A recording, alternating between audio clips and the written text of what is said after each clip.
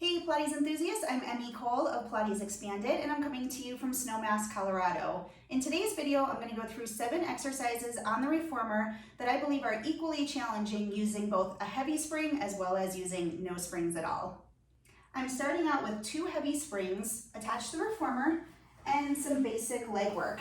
So lying supine on the piece of equipment, I'm going to have just my heels on parallel, demonstration of a basic leg press, out and in. But now I'm going to do the same thing with no springs on the reformer. So I'll remove those 2 heavy springs. Get back into position. For this one, I like to have the arches on. It gives you a little better grip. And now as you lengthen out, there's nothing to bring you back in. So you really have to engage the hamstrings in the back of your leg to maneuver the carriage. Next, I'm going to place my 2 heavy springs back on the reformer, into the supine position again, heels back on parallel, and I'm going to bridge the hips all the way up, keeping the hips high as I lengthen out and in.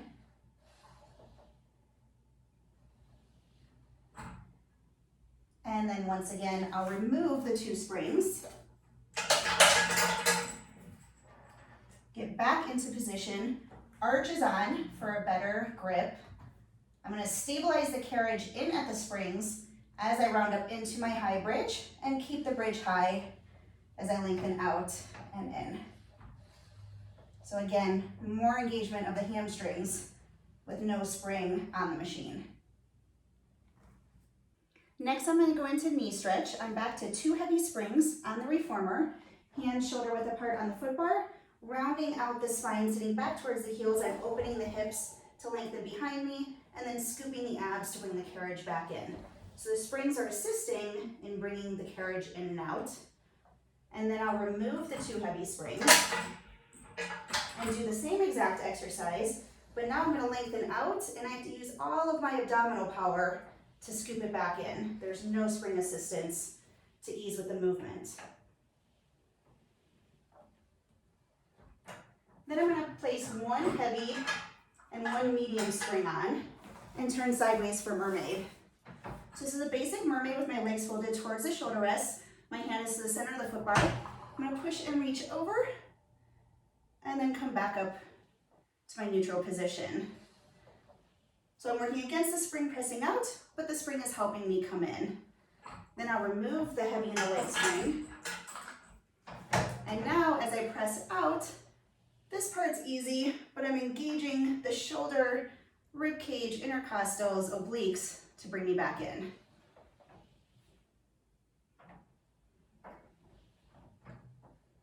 I'll place my heavy and my medium spring back on, turn around to the other side. So with the spring, basic Mermaid, coming back into neutral.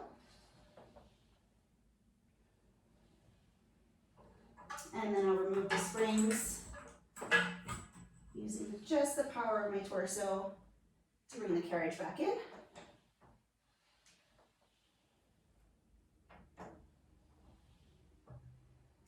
Then I'm going to place 1 heavy spring on, and I'm going to turn away from the foot bar with my feet through the headrest, placing just 1 hand to the diagonal behind me. I'm going to do a shoulder opener by pressing away as I reach over for the stretch, and then come back to my neutral start position. Then I'll remove my heavy spring, pressing away the easy part as I slide out, but engaging all of those shoulder, oblique, and back muscles to bring the carriage back in. And I'll place a heavy spring on to switch sides, using the resistance of the springs, pressing out and in.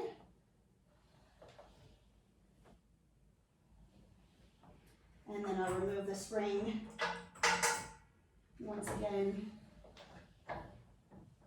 using the shoulder, back, and obliques to control the flow of the movement.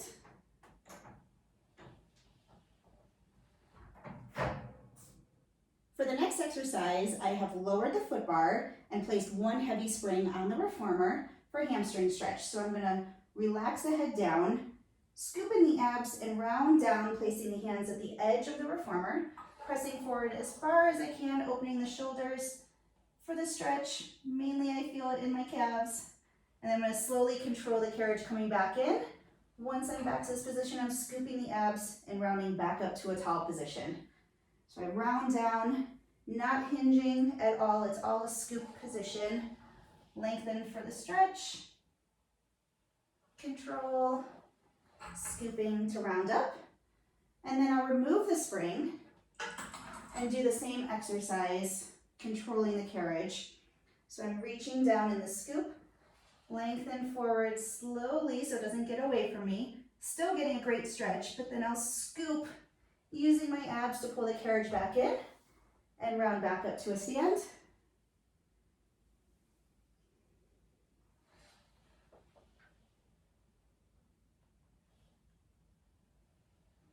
And my abdominals pull the carriage in once more, rounding up tall. Then I'll place a heavy spring back on the carriage for saw. I'm going to stand with my legs as wide as the carriage, arms out to the side. I'm going to cross over and use my hand to press the closer shoulder rest as I look up to the free arm for the oblique press. Controlling the carriage coming back in and back up to a tall stand.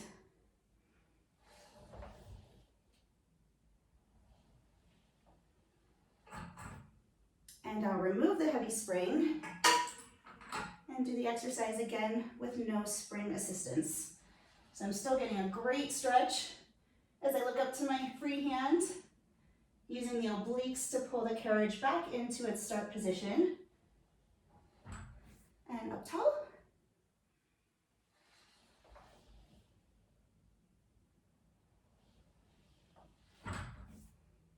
And then I'll switch over to the other side, starting again with the heavy spring on the machine, legs as wide as the carriage, crossing over, pressing the closer shoulder rest, looking up to my free arm, resisting coming in against the spring, back up tall.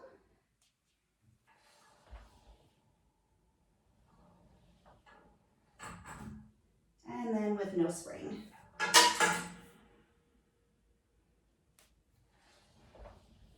I do get a little more of a stretch without the spring, which is nice.